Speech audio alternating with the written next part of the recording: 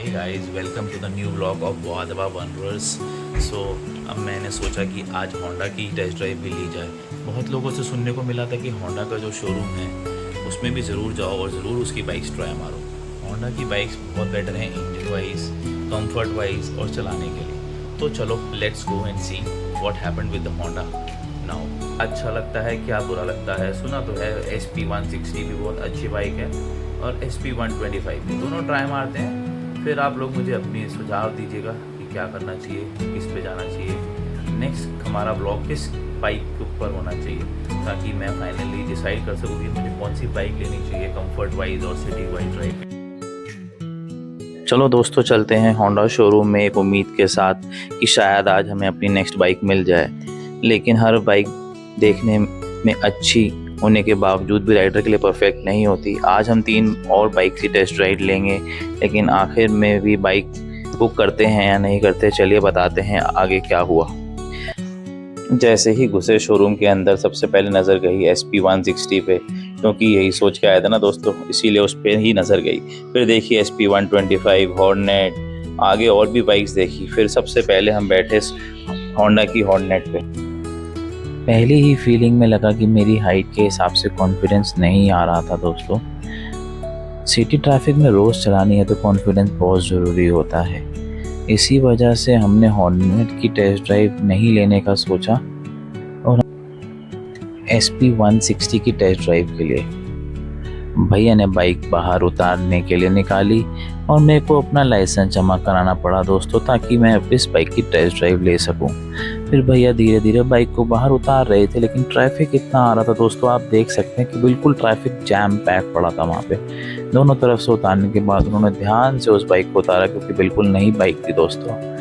फिर मैं उसकी तरफ गया, मैंने उस बाइक को टेस्ट ड्राइव लेने के लिए भैया को बोला, भैया उतरे, देखो अब हम बैठ के दोस्तों इसकी टेस्ट ड्राइव लेते हैं। चलो मैं आपको बताता हूँ इसकी राइड के बारे में। इंजन बहुत स्मूथ था और बाइक चलाने में काफ़ी रिफाइंड फील हुई, लेकिन कुछ देर चलाने के बाद लगा कि जिस एक्साइटमेंट और स्ट्रॉन्ग रोड प्रेजेंस की मैं तलाश कर रहा हूँ, वो फीलिंग मिसिंग थी। बाइक प्रैक्टिकल ज़रूर है, लेकिन मेरे लिए वो स्पेशल कनेक्ट नहीं बना दोस्तों। वापस आ रहा था शोरूम की तरफ तो ट्रैफिक तो मिला थोड़ा बहुत, लेकिन बाइक की ड्राइव जो थी वो बहुत स्मूथ थी, इसलिए मुझे फील नहीं हुआ दोस्तों। आके जैसे ही मैंने बाइक को रोका, मैं उतरा, मैंने फिर भैया से इस बाइक के बारे में कुछ पूछा, लेकिन उन भैया ने कहा कि मुझे इसके बारे में नहीं पता, आप अंदर जाके बात कर लीजिए। फिर दोस्तों मैंने बाइक को स्टैंड पे लगाया। स्टैंड पे लगाने के बाद मैंने कुछ देखा इसके टायर वगैरह, फिर मैं अंदर चला गया।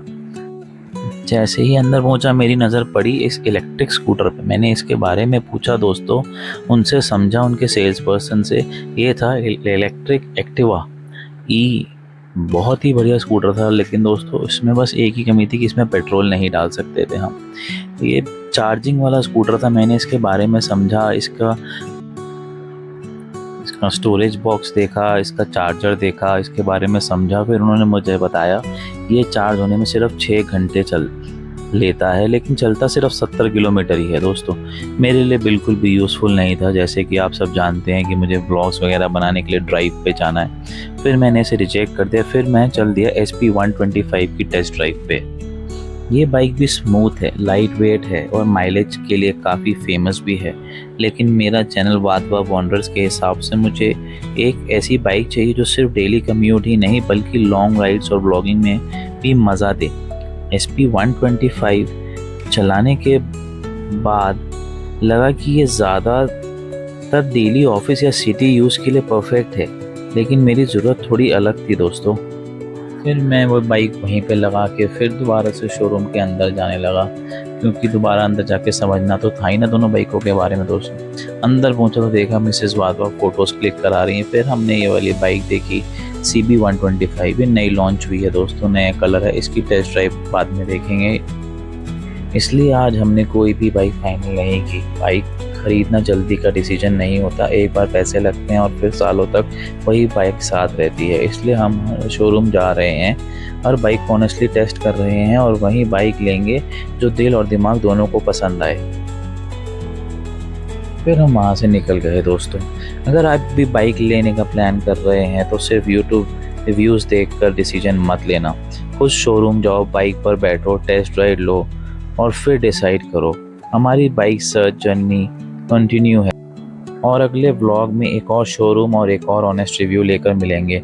अगर वीडियो पसंद आया तो लाइक ज़रूर करना, चैनल वाधवा वॉन्डरर्स को सब्सक्राइब करना और कमेंट्स में बताना कि आपके हिसाब से कौन सी बाइक हमारे लिए बेस्ट रहेगी। चलो मिलते हैं नेक्स्ट